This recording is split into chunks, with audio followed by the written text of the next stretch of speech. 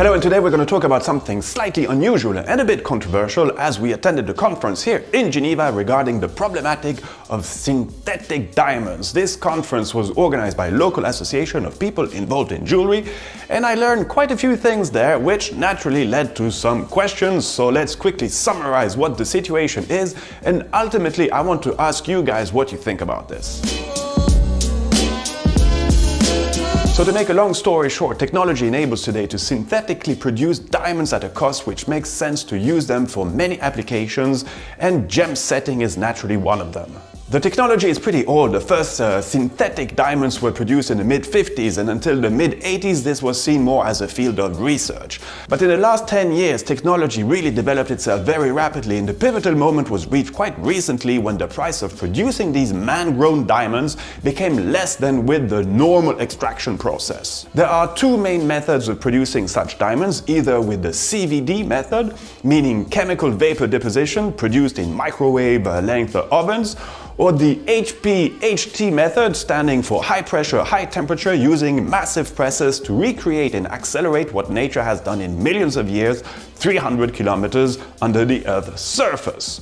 So the point is that these synthetic diamonds have the same exact properties as the natural ones, and it has therefore become critical to be able to assess the provenance of all diamonds, as some smart and not so well-intentioned people are kind of mixing these man-made diamonds to the real ones.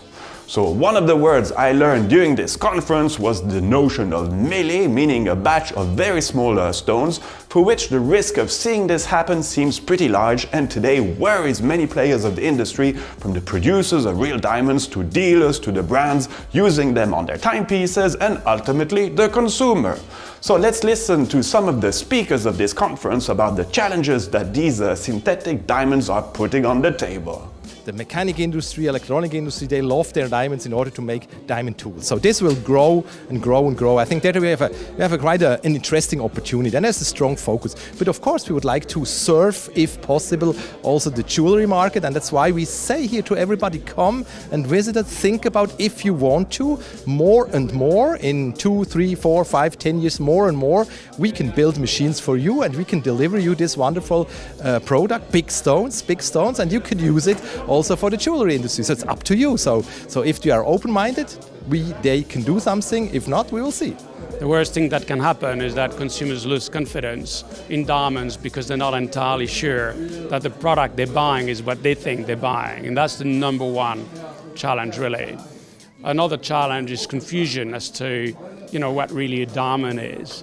We're adamant that a diamond is a miracle of nature that was formed 300 kilometers underneath the Earth mantle billions of years ago, and therefore, is a perfect symbol of what's really authentic, genuine, and meaningful in our life.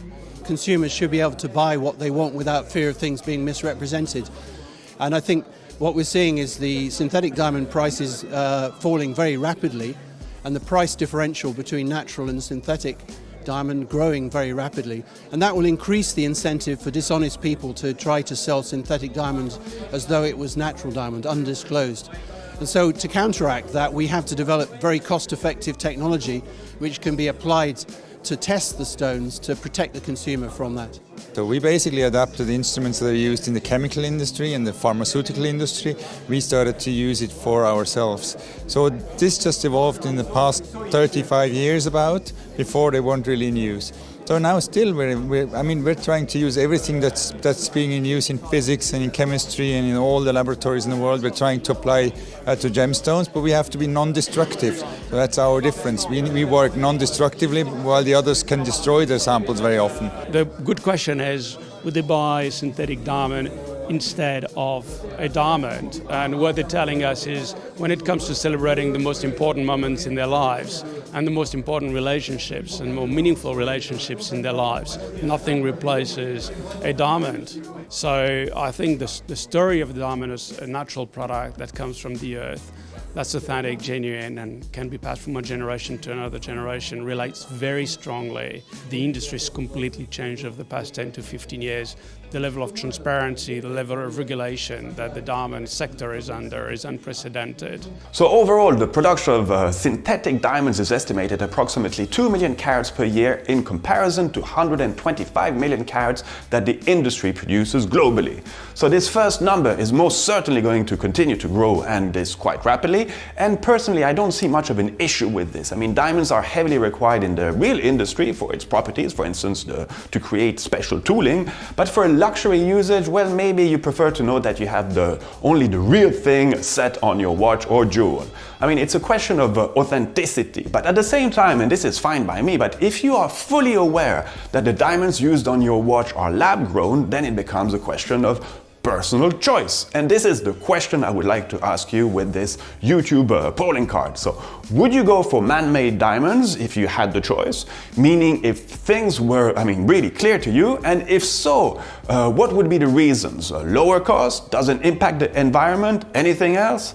Well, I think this is an interesting topic, despite the fact that it doesn't really concern me in my many diamond set watches, but it reflects quite nicely on the challenges and the impact that technology can bring to you. So all the very best, thanks for your time, see you real soon.